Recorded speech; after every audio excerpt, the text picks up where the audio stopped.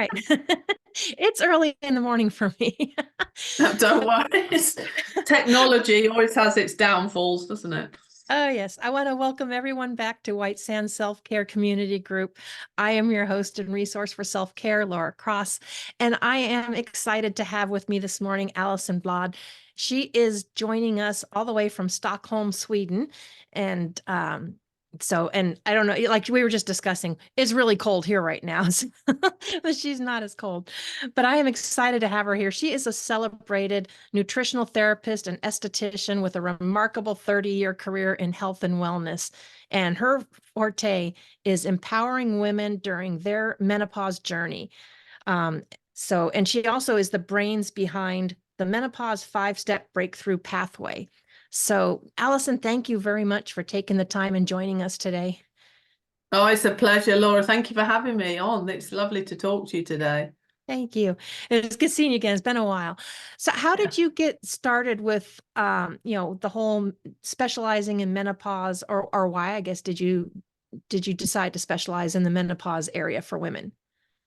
Yeah, my long story short, my journey started as a teenager. I had acne, a very bad skin, and that led me into my interest in hormones, because even at that young age I realized I didn't want to be taking medication. I wanted to look at the more holistic ways that I could help with my hormones, and that's what initially started my career as an esthetician, so specifically working with hormonal skin health.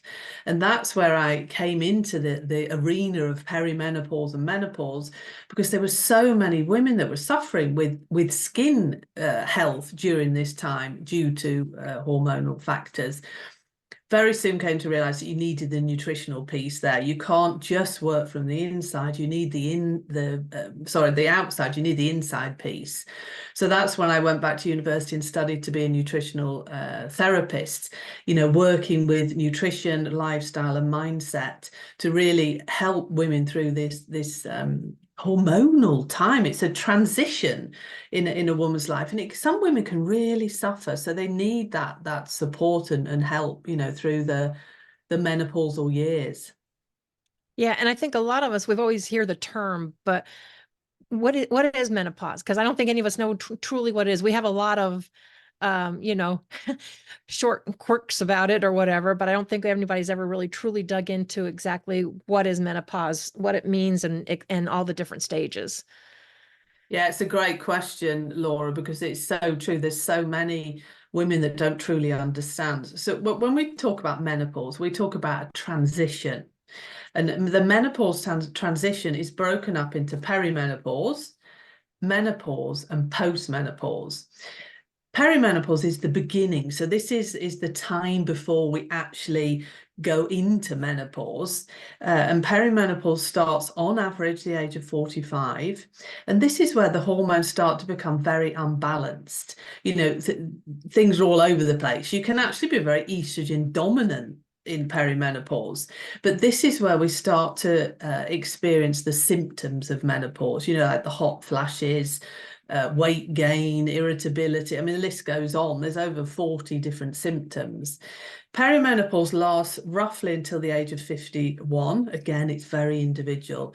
And when you're actually in menopause, this actually means that you haven't menstruated for a year consecutively.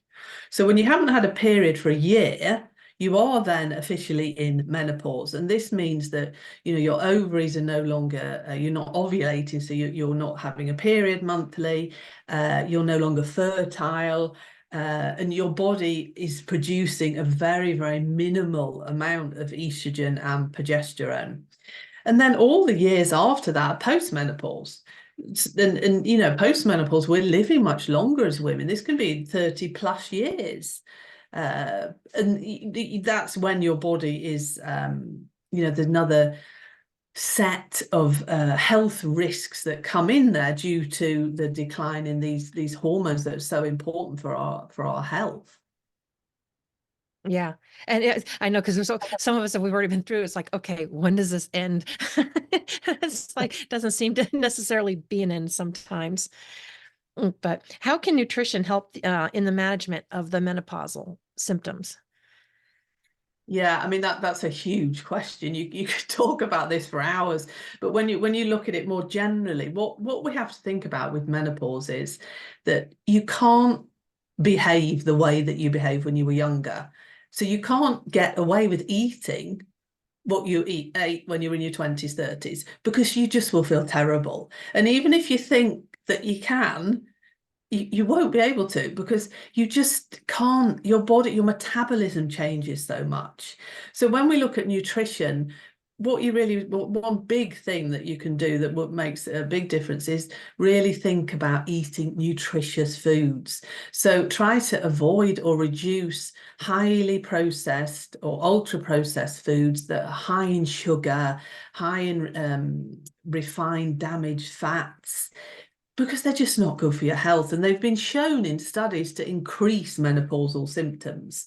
If you've got a diet high in all this, it's not particularly nutritious food. We want to be eating whole foods, foods that you know what that food is. It doesn't come in a package with 30, 40 different ingredients. We need to look at bone health, because as women, our risk of osteoporosis increases quite considerably when we come into menopause, because we need estrogen for bone health, amongst other things. So we want to be eating like calcium rich foods, like your leafy greens, vegetables, dairy products, if you eat dairy, because we need that calcium. We need vitamin K and vitamin D for bone health. Fatty fish is certainly the friend of a menopausal woman. Again, we need to look after our cardiovascular health. And fatty fish, especially the omega-3 acids, are really very beneficial for reducing inflammation in the body and for overall heart health. But if you look at it in a whole, you want to be making sure you're getting protein, good source of protein. Women in general, we don't eat enough protein, and especially as we get older, we need protein for muscle mass, for bone health. Meat is a good form of protein. If you don't eat, meat, things like soya, nuts, seeds, those are good forms of protein as well. And eating protein, healthy fats, we need fat, things like olive oil, avocados, nuts and seeds, and then carbohydrates. And carbohydrates, this is quite an interesting subject, because when it comes to food, everybody has, there's so much information out there, isn't there, on, what you should be eating, what you shouldn't be eating. And when as a nutritional therapist, everything that I say is research based. And when we look at menopausal women, because of the metabolic changes that happen, we don't quite need to eat as many carbohydrates as we did when we were younger. So you really want to be thinking about getting carbohydrates from vegetables, or like whole grain products. Think about, you don't quite need, half a plate of white rice.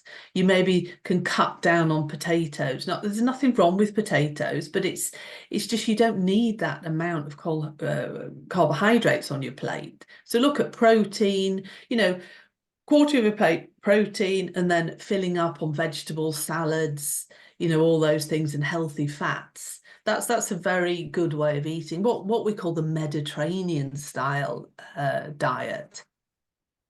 Yeah, there's so many different styles, and there's so many different, and I've talked to a number of nutritionists, and a lot of them, they're all along the same lines, but then there's a few things that, they don't agree. But that's why I always say we're always individuals. You kind of have to figure out what works, best for you, because our bodies, and we're all different too. Yeah, absolutely.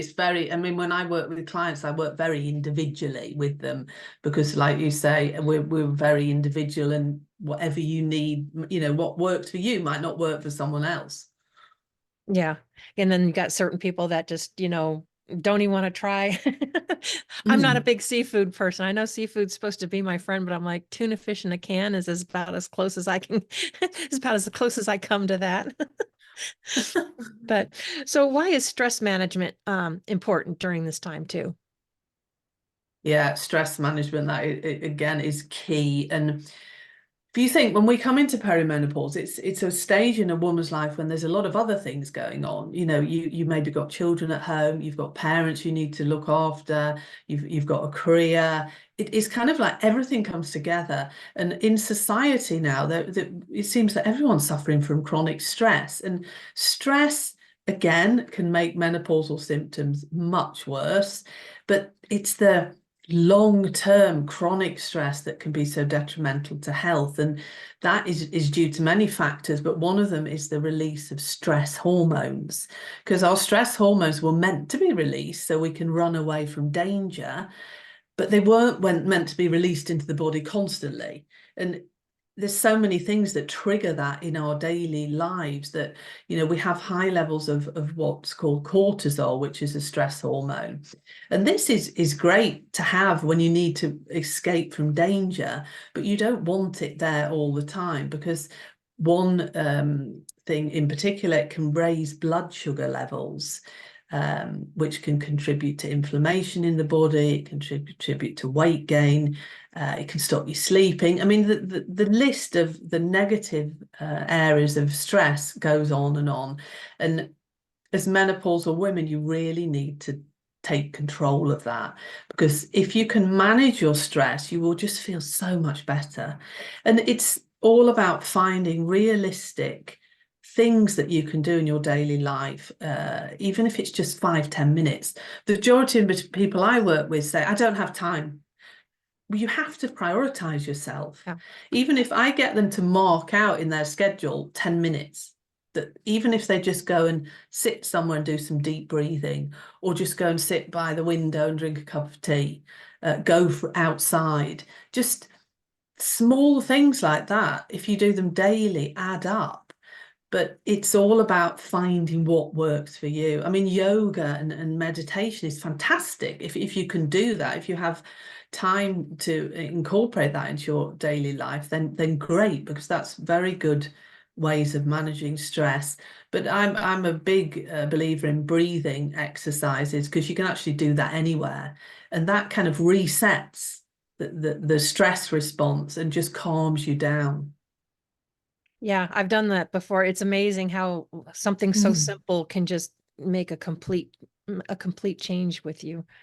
So, well, I want to thank you for joining us, but I need to know, how is the best way for people to get a hold of you, and how do you normally work with clients? So, because I know you have a lot more information and a lot more knowledge to share, but like you said, a lot of it is very individual based too on the person. So, Yeah, the best way to contact me, or see what else I do is on my website, which is Alison Bladh, that's BLADH.com.